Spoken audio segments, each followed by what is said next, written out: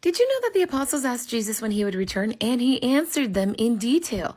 Today I'm using the Amplified Bible. It's very simple to understand. And we're going to read from Matthew chapter 24. While he was seated on the Mount of Olives, the disciples came to him privately and said, "Tell us, when will this take place, and what will be the sign of your coming and of the end of the consummation of the age?"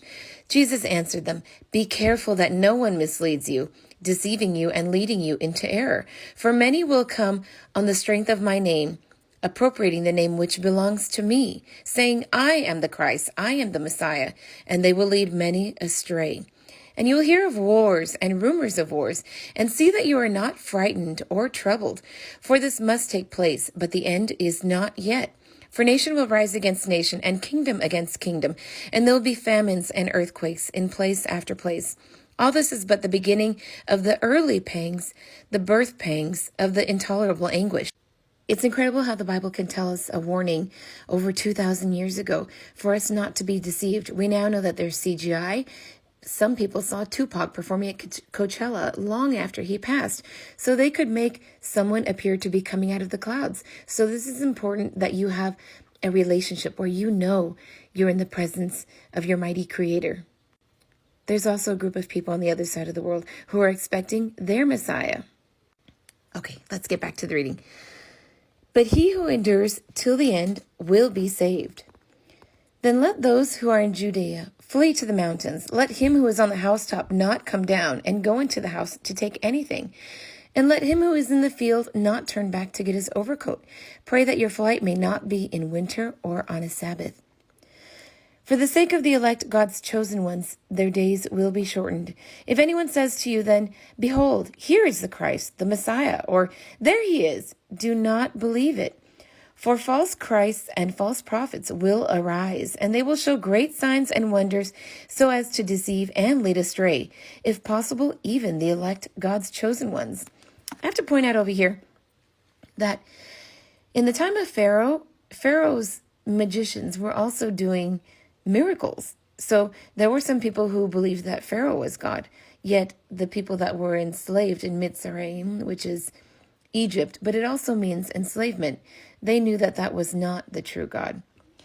"See, I have warned you beforehand. So if they say to you, 'Behold, he is in the wilderness, the desert,' do not go out there. If they tell you, 'Behold, he is in the secret places or inner rooms,' do not believe it." There's also a verse in the Bible that says, if heaven is above you, then the birds would precede you. And if heaven is below you, then the fish in the sea would precede you. But the kingdom of God is within you and all around you. Okay, let's continue reading. "Just as the lightning flashes from the east and shines, it is seen as far as the west. So it will be coming the Son of Man be." So we will all see it. Not just a certain particular group will see it. "Immediately after the tribulation of those days, the sun will be darkened, and the moon will not shed its light, and the stars will fall from the sky, and the powers of the heavens will be shaken. Then the sign of the Son of Man will appear in the sky, and then all the tribes of the earth will mourn and beat their breasts and lament in anguish, and they will see the Son of Man coming on the clouds of heaven with power and great glory in brilliancy and splendor. And he will send out his angels with a loud trumpet call, and they will gather his elect, his chosen ones, from the four winds, even from one end of the universe to the other. From the fig tree learn this lesson. As soon as its young shoots become soft and tender, and it puts out its leaves, you know of surety that summer is near." This is telling us to know the seasons and learn the signs. "So also, when you see these signs all taken together coming to pass, you know of a surety that he is near at the very doors. Truly, I tell you, this generation, the whole multitude of people living at the same time in a definite given period, will not pass away till all these things have taken together place. Sky and earth will pass away, but my words will not pass away.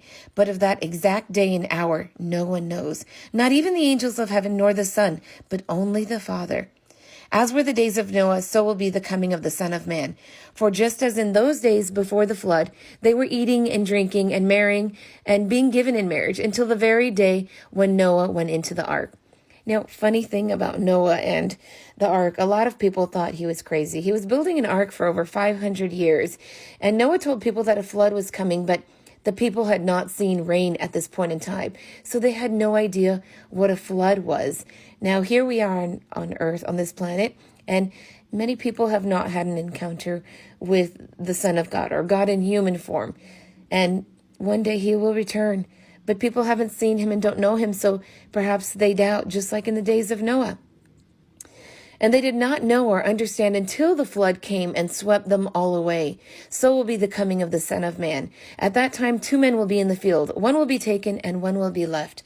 2 women will be grinding at the handmill. One will be taken and one will be left. Watch, therefore, give strict attention. This is in the regular Bible. It says, be sober of mind. Be cautious of mind and active.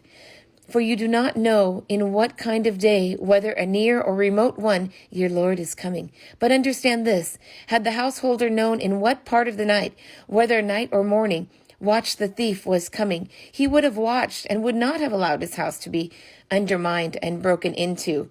In the regular Bible, it says, look, for I come like a thief in the night. This is unexpected.